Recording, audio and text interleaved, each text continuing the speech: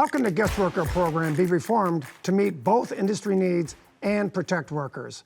With us now in a trapeze, our president of the New York Farm Bureau, David Fisher, and vice president of strategy and programs for farm worker justice, Alexis Guild. Thank you both for coming. So let's just jump right into it. David, what are some of the major problems you see with the current guest worker program? Current H-2A guest worker program doesn't address the needs of a lot of our industry for year-round work, especially in dairy, but also in some of our greenhouses that operate year-round at this point with different crops and different seasons. And then it's become a little bit cumbersome, and there's just quite a few other things. The wage rate is escalating very rapidly, which is putting our farmers at a competitive disadvantage. So what about the bureaucratic processes you have to go through? What are the problems with that? Give us some examples. Well, if you want some workers the 1st of April, typically you would start probably in December with an application. It goes through federal DOL, state DOL, housing inspections, and other processes. And then once you get it set up, you have to get appointments for the workers at the consulate to get their paperwork. Sometimes that can cause large delays. And if it is late, then you want to plant on April 1st and you don't have workers, it kind of puts the farm right behind the 8 ball, right out of the gate in the spring of the season. Alexis, what's your take on some of the problems with the current guest worker program? Well, first of all, thank you so much for having me on today. And I certainly appreciate the opportunity to talk more about the need for strong protections for all farm workers, including H-2A workers. And really, I think the challenge with the H-2A program is, we understand that there are labor needs that need to be met, but the H-2A program was really created as a last resort measure. So it was never intended to be a primary source of employment for agriculture. Now, when H-2A workers come to the United States, they are brought by their employers or an association or a farm labor contractor, and their visa is tied to the employer. And so that creates a relationship where the worker is completely dependent on the employer who brought them here. And so that creates opportunities for wage theft, for exploitation. And yes, there are protections, but they need to be stronger. So David, why do we need a guest worker program? Why don't you just hire Americans to run your farms? Just not enough workers in this country. If you look at the demographics, there's not enough people to do the jobs we have. And that's part of the challenge. If you talk to farmers who use the H-2A program, we always have to advertise. And most of them will tell you they get none or very few American applicants for those jobs. And a lot of them are seasonal. Some, even the year-round ones, you don't get you wouldn't get people that want to do those jobs. Okay, so Alexis, what's your take on that? So the H-2A program currently only makes up about 15% of the current agricultural workforce, and the program has certainly grown by quite a bit. It's basically doubled in the last decade.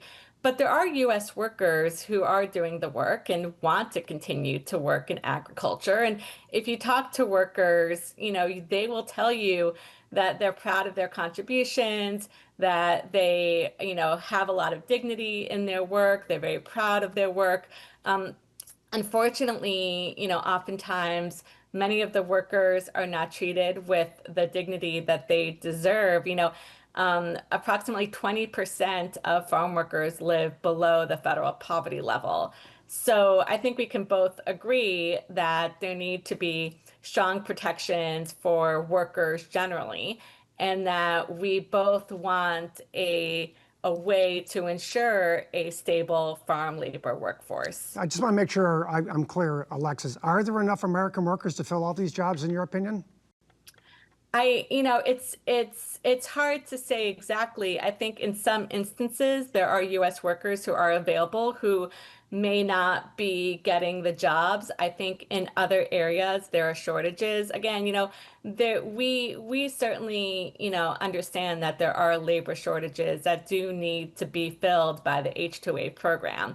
But the H-2A program is not a solution to ensure a stable farm labor workforce. It was never meant to be the permanent and sole source of employment in agriculture. David, do you in the farming industry in general try to hire Americans first? Yes, we do. And tell us what your efforts are in that regard. I think you touched on it, but tell me a little more. It's a challenge. If you look at the H-2A advertisements, there's very few Americans apply for those jobs. And if you look at, I think it's over 30% of the workers in agriculture are Hispanic, and a lot of them don't have proper documentation. Let's just be honest.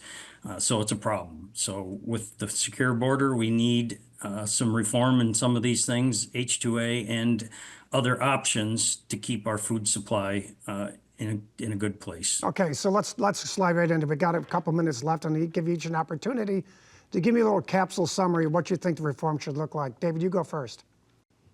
Well, it needs to be flexible. It needs to meet the needs. Start dates need to be timely, but also flexible. Some of the disaggregation guidance from the last administration needs to be fixed. It makes it really hard for small farms to compete when they have to do separate job orders for several different job categories or pay the higher rate all the time. So they just aren't doing some of those things. There's an asylum fee that was added that really doesn't have any purpose in the H-2A process, and housing is expensive. These people get free housing. So we would like to see something around that. And then we need some year-round opportunities, and then some fixes to the formulas for the AWAR that keep American farmers competitive, because we pay a lot more than other countries, and our food imports are going up because of the cost. And Dr. Brown at North Carolina just did a research paper that shows that lower wage rates probably would make rural economies more healthy. And so as we look at food imports going up drastically, 2014 to 24 went up 6% annually. And that lines up with the number of farms that are going out of business. So we need to decide as a country, do we want to import our food, or do we want to import some workers? Perfect. Alexis, can you tell us your thoughts on some of the reforms you would like to see? Certainly. So I think first and foremost, we need to protect and strengthen the U.S. workforce. And I think that includes a pathway to legal status for undocumented workers and their families, livable wages that allow workers to provide for themselves and their families, and full inclusion of farm workers under protections afforded to U.S. workers. And then when we think about the H-2A program, certainly we need strong protections. Strong protections for H-2A workers means strong protections for U.S. workers. And that's really the whole point of the program, to protect U.S. workers. And so, protections include ensuring that workers are able to move to another job if they are being exploited, if there are violations, if they feel in danger, allowing that flexibility, ensuring that workers have strong wage protections, that they have protections around termination, around many of the protections that were included in the 2024 rule that was finalized under the previous administration. If there aren't strong protections for H-2A workers, the challenge is that we're opening the door for unscrupulous employers to use the program as a means for cheap, exploitable labor. We want employers who need the program, who are using the program in the way it's intended to be able to use the program, but that can't be at the expense of protections for H-2A workers and U.S. workers. Okay, thank you both for a great spirited discussion.